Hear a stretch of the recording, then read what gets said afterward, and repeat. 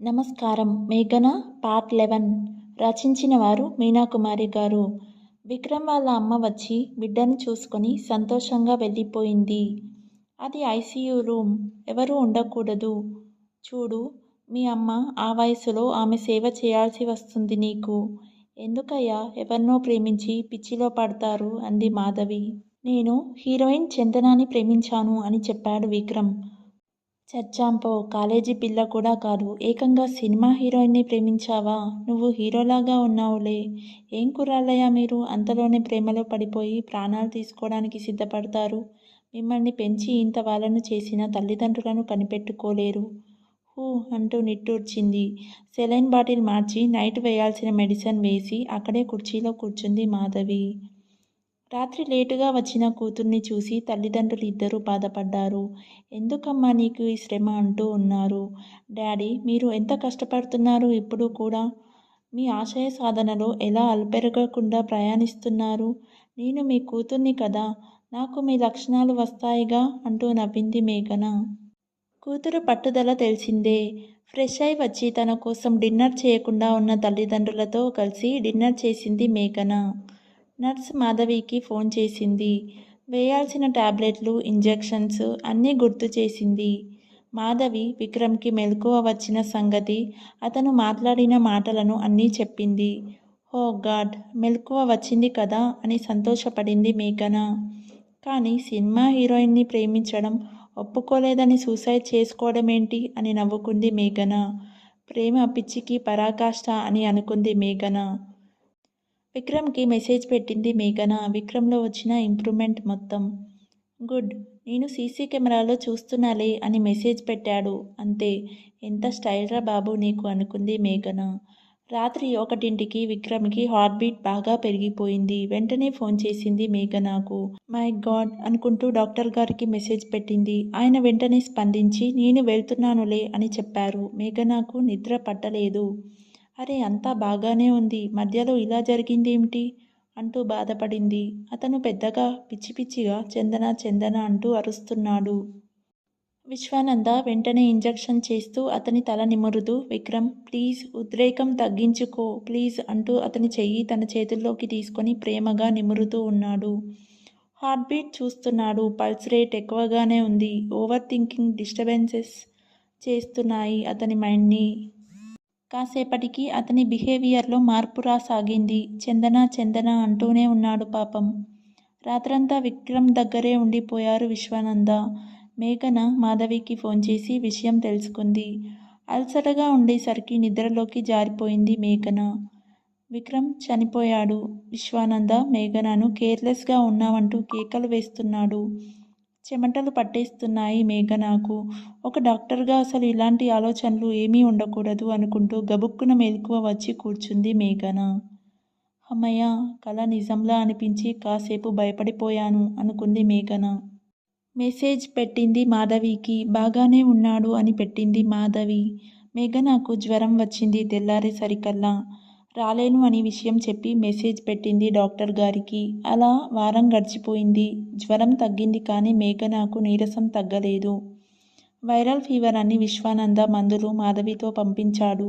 మంచి చెడ్డ తెలుసుకొని రమ్మన్నారు మేడం అని చెప్పింది మాధవి. అబ్బో, పర్వాలేదు అనుకుని నవ్వుకుంది మేఘన. మేడం, విక్రమ్ గారు డిశ్చార్జ్ అయి వెళ్ళిపోయారు అని చెప్పింది మాధవి. బాగానే నయమైపోయిందా అని అడిగింది మేఘన. నయం అయిపోయింది. డిశ్చార్జ్ చేసే రోజు డాక్టర్ గారు బాగా కేకలు వేశారు. విక్రమ్ బుర్రను రీఛార్జ్ చేశారు అంటూ నవ్వింది మాధవి. స్వతహాగా సెన్సిటివ్ మైండ్ ఉన్నవాళ్లే అలాంటి తప్పుడు నిర్ణయాలు తీసుకుంటారు ఎక్కువగా అని చెప్పి నిట్టూర్చింది మేఘన. రోజు రోజుకి విశ్వానంద మీద ఇంట్రెస్ట్ పెరిగిపోతుంది మేఘనకు. చాలా చక్కగా రెడీ అవుతుంది. పైన మాత్రం వైట్ కోట్ తప్పనిసరిగా వేస్తుంది. నా ప్రేమ నుండి నువ్వు తప్పించుకోలేవు విశ్వ. తప్పక నీ ప్రేమను సొంతం చేసుకుంటాను. నీకు నచ్చే డాక్టర్ని అవుతాను. నువ్వు మెచ్చే నీ ప్రియసఖిని అవుతాను. చూస్తూ ఉండు ఈరోజు నుంచి అంటూ మేఘన తన స్టైల్ మార్చింది. పని పెట్టుకొని తరచుగా విశ్వానంద రూంలోకి వెళ్తూ తెలియనట్టుగా తాను చేసే పని పట్ల అవగాహన ఉన్నా కూడా లేనట్లుగా మాట్లాడుతూ తెలుసుకుంటుంది. ఆల్చిప్పల్ లాంటి కళ్ళను అందంగా తిప్పుతూ అమాయకమైన ప్రశ్నలు వేస్తున్న మేఘనను గమనించలేనంత వాడు కాదు విశ్వానంద. మీకు ఏమైనా సందేహాలు ఉంటే ఫోన్ చేసి అడగండి, రూంలోకి తరచుగా రావాల్సిన అవసరం లేదు అని చెప్పాడు విశ్వానంద. విశ్వానంద్ రూంలో నుండి పేషెంట్ రూంలోకి వెళ్ళబోతుండగా స్టెప్స్ స్లిప్ అయి పడబోయింది మేఘన. వెంటనే పట్టుకున్నాడు జాగ్రత్తగా విశ్వానంద. అబ్బా అంటూ కాలు నొప్పిగా ఉంది అంటూ బాధపడింది మేఘన. సిస్టర్ ఇటు చూడండి ఒకసారి వచ్చి అని చెప్పాడు డాక్టర్ విశ్వానంద. పడిపోతున్నట్లుగా ఉన్నప్పుడు విశ్వానంద పట్టుకున్న స్పర్శ మేఘనలో అంతులేని ప్రేమను కలిగించింది. ప్రేమగా వాలుస్తున్న కళ్ళను చూసి వెంటనే సిస్టర్ని పిలిచాడు విశ్వ. అన్నీ ఇట్టే కనిపెడతాడు అని బుంగమూతి పెట్టుకుంది మేఘన. మధ్యాహ్నం డాక్టర్ గారు భోజనం తెచ్చుకున్నారు ఇంటి దగ్గర నుంచి. మేఘన కావాలని భోజనం అక్కడ చేస్తాలే అని చెప్పి ఏమీ తెచ్చుకోకుండా వచ్చింది. ఆపరేషన్ ఉంటే విశ్వ భోజనం తెచ్చుకుంటాడని తెలిసే ఆ పని చేసింది మేఘన. ఏమీ తినకుండా కూర్చున్న మేఘనను గమనించాడు విశ్వానంద. బెల్ మోగితే మేఘన లోపలికి వెళ్ళింది. ఏంటి సార్ అని అడిగింది. మీరు భోజనం చేయడం లేదే అని అడిగాడు విశ్వానంద. అమ్మకు కాస్త ఫీవర్గా ఉంది, లేట్ అయితే మీరు ఊరుకోరని వచ్చేశాను సార్ అని చెప్పింది అమాయకంగా మేఘన. ఓకే, నాతో లంచ్ షేర్ చేసుకోండి రండి అని పిలిచాడు. ప్లేట్లో పెట్టిన వాటి వైపు చూసి విస్తుపోయింది మేఘన. మొలకెత్తిన గింజలు, బొప్పాయి ముక్కలు, ఇంకా వేరే ఫ్రూట్స్ ముక్కలు, కూరగాయ ముక్కల సలాడ్. అయ్ బాబోయ్, ఏంటి ఇప్పుడు ఇరుక్కుపోయాను, ఇవంటే అస్సలు తినలేను. అబ్బే ఆకలి లేదు సార్ అంది మేఘన ఒక రకంగా ముఖం పెట్టి. విశ్వానంద లోపల వచ్చే నవ్వు ఆపుకుంటూ, లంచ్ చేయమనగానే కూర్చున్నారు కదా, ఆపరేషన్స్ చేయాల్సిన వర్క్ ఉంటే నేను ఇలాంటి ఆహారం తెచ్చుకుంటాను. బీట్రూట్ క్యారెట్ ముక్కలు కూడా ఉన్నాయని వేరే బాక్స్ తీశారు. అక్కర్లేదు సార్, ఇవే తింటాను. నా కర్మకాలి, ఇంట్లో చక్కటి భోజనం ఉంటే తెచ్చుకోకుండా వచ్చాను. అమ్మ వేడివేడిగా వెజిటేబుల్ పులావ్ చేసింది. ఒక్కొక్క ముక్క పెట్టుకుంటూ అసహ్యాన్ని కనబడనివ్వకుండా ఇబ్బంది పడుతూ తింటున్న మేఘన వైపు చూస్తూ నవ్వుకుంటున్నాడు లోపల విశ్వానంద్. నిజంగా మేఘన చాలా అందమైన అమ్మాయి. దగ్గరగా చూస్తే ఆ కళలోకి బాప్రే. చాలా అవస్థపడుతున్న మేఘన వైపు చూసి పక్కపక్క నవ్వాడు విశ్వానంద్. వద్దులే, ఇష్టం లేకుంటే తినకండి, ఎందుకు ఇబ్బంది పడతారు అన్నాడు విశ్వానంద్ నవ్వుతూ. ఆపరేషన్ థియేటర్కి విశ్వానంద్తో పాటు మేఘన కూడా వెళ్ళింది లోపలకు. వర్క్ చేస్తున్నప్పుడు విశ్వానంద్ని చూస్తే తపస్సులో ఉన్న ఒక మహామునిలా కనిపిస్తాడు. ఒక నర్సులా పక్కనే ఉండి డాక్టర్ గారికి కావాల్సినవన్నీ అందిస్తుంది మేఘన. గంట చేసే ఆపరేషన్ 40 నిమిషాల్లో పూర్తి చేశారు. వెరీ ఇంటెలిజెంట్, చాలా నేర్చుకోవాలి. విశ్వానంద్ దగ్గర తనకు హౌస్ సర్జన్ చేసే అదృష్టం కలిగినందుకు ఆనందపడిపోయింది మేఘన.